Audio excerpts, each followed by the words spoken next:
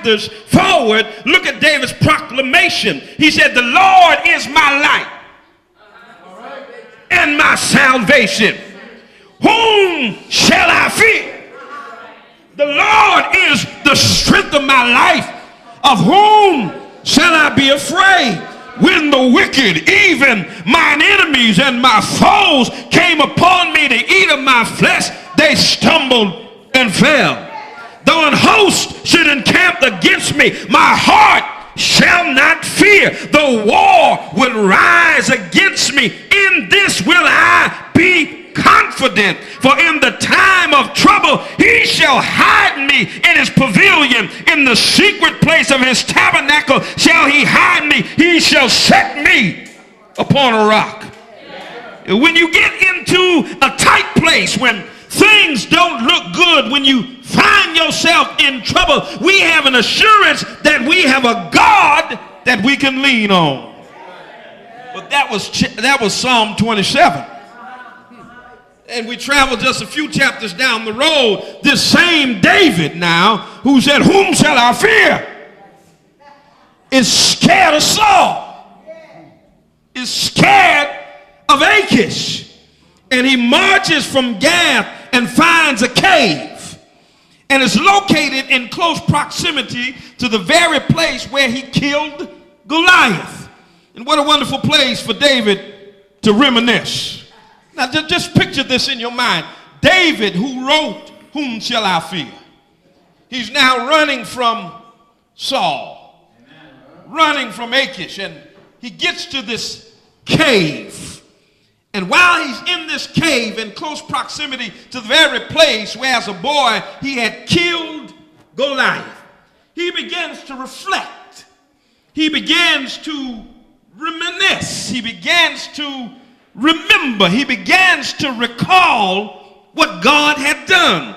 David's hiding in the cave at Adullam, and he begins to remember. And brothers and sisters, everybody needs a cave of Adullam. What do you mean by that, Pastor? We need a place to remember what God has already done.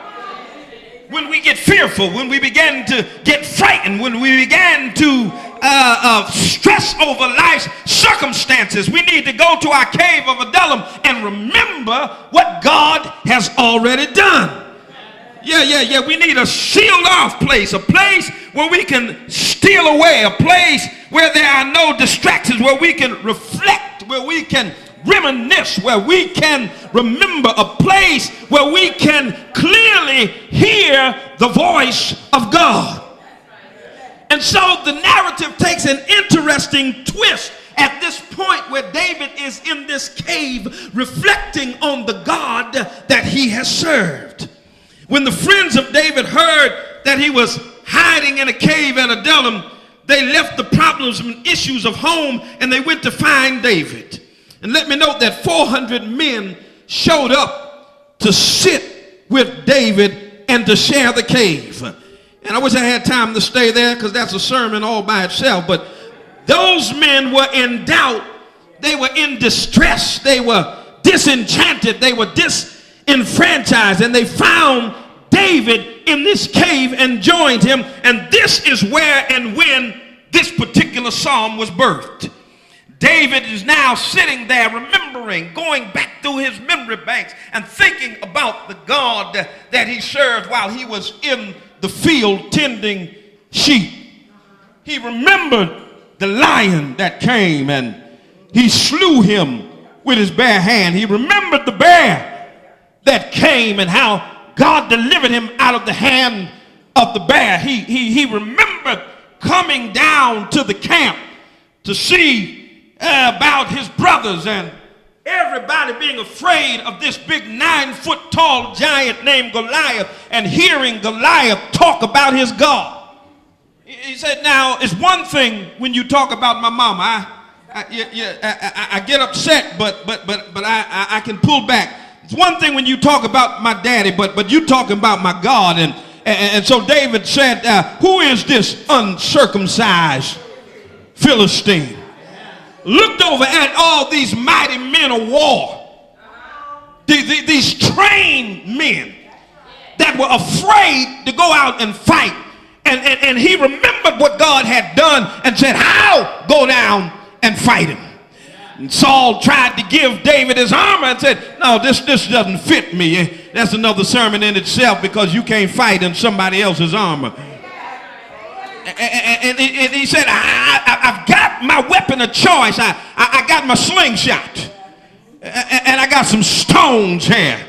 Yeah. And he remembered how God led him down to fight this giant, and how God delivered the giant into his hand. And as he's in this cave, he says, why am I sitting up in this cave afraid of Saul?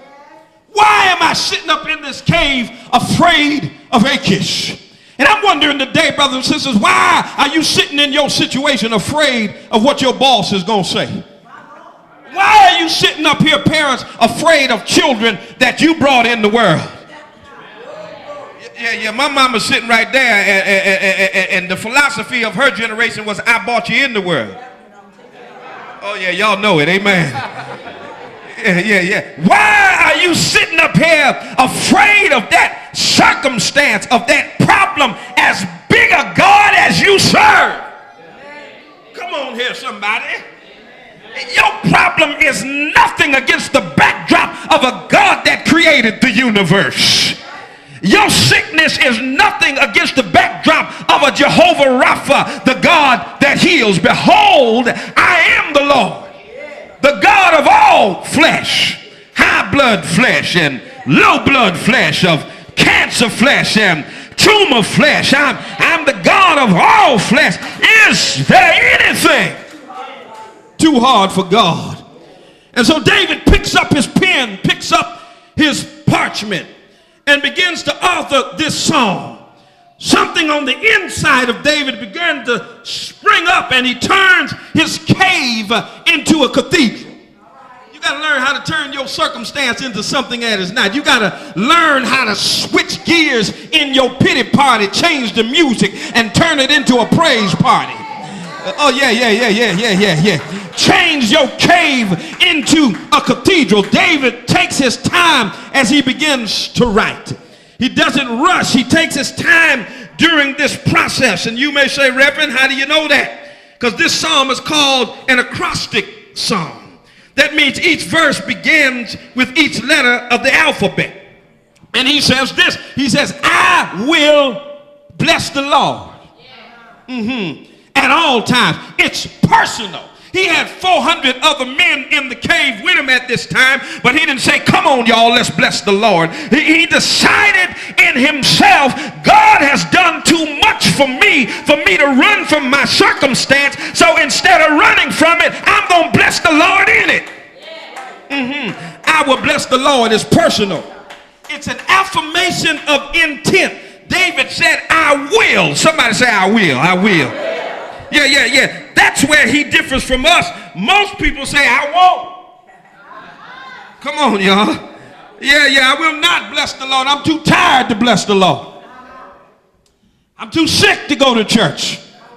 But David said, I will bless the Lord. The word bless, the Hebrew of bless, is where we get our word eulogy. And eulogy means to speak well of. Come on, when somebody dies, we don't go to the funeral and say, you know, that was just a low down dirty dog. I'm glad they're dead. Am I right about it? It could be the lowest rascal on the earth, but somebody gonna get up and say something good about him. That's what a eulogy is to speak well of. And so David said, I will bless the Lord. I will speak well of God. Regardless of my situation, I'm going to speak well of what God has done and what God continues to do.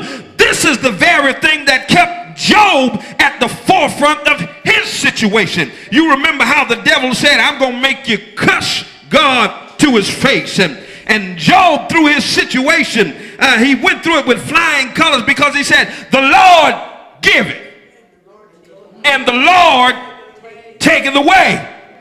Blessed be the name of the Lord. Brothers and sisters, as I come to my close, I just want to tell you today that we must learn how to bless God from both sides. The Lord